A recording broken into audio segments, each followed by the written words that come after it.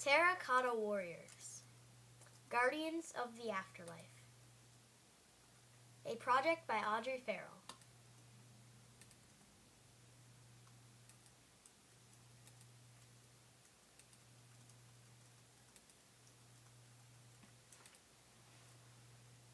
About 2,219 years ago, in 210 BC, Emperor Qin Shi Huangdi was buried along with over 7,500 life-size terracotta warriors. They were made so that the emperor could have an army to protect him and to help him create a whole new empire in the afterlife. Each soldier had a special feature, unlike any other. Each one had a job. There were 8,000 soldiers, 100 chariots with 400 horses, and 300 cavalry horses. This means there are about 8,800 figures or chariots in the first of 4 burial pits in Emperor Qin's mausoleum.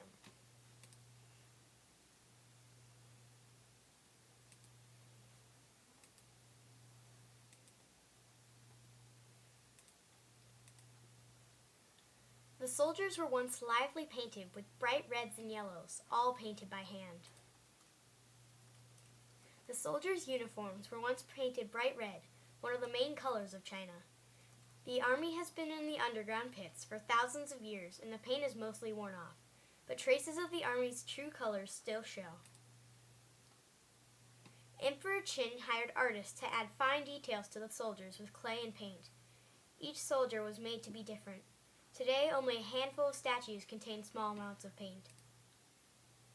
The detail put into the soles of the warriors' shoes were spectacular. The workers had to make sure every single detail was perfect.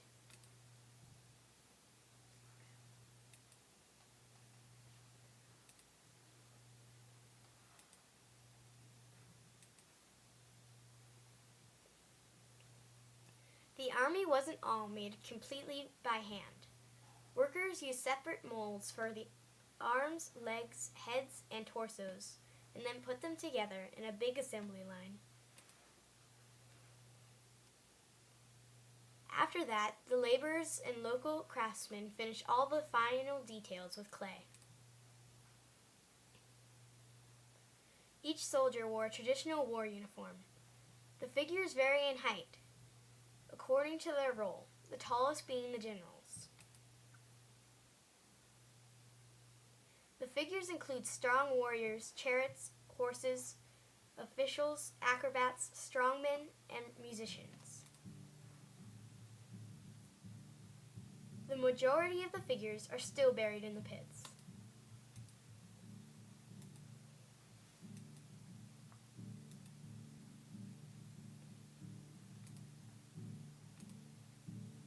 The emperor started building his tomb when he was 13. There were over 700,000 workers making the mausoleum of Qin Shi Huangdi.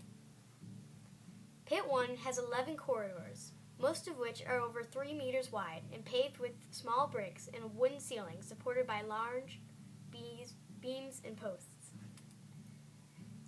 This design was also used for the tombs of noblemen and would have resembled palace hallways. The wooden ceilings were covered with reed mats and layers of clay for waterproofing, then mounded with more soil, making them, when built, about 2 to 3 meters higher than ground level. Pit 2 has cavalry and infantry units as well as war chariots, and is thought to represent a military guard. Pit 3 is the command post, with high-ranking officers in a war chariot. Pit 4 is empty, seemingly left unfinished by its builders.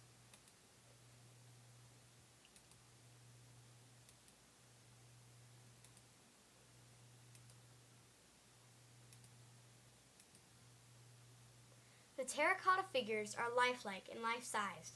They vary in height, uniform, and hairstyle according with rank. The colored lacquer finish, individual facial features, and actual weapons and armor from battle used in manufacturing these figures create a realistic appearance. The original weapons were stolen by robbers shortly after the creation of the army, and the coloring has faded greatly. However, their existence serves as a testament to the amount of labor and skill involved in their construction. It also reveals the power of the first emperor possessed, enabling him to command such a monumental undertaking as this.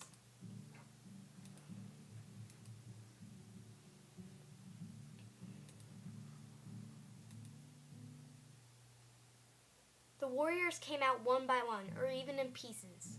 It's been 30 years, and archaeologists are still digging out piece by piece. This is the ultimate jigsaw puzzle.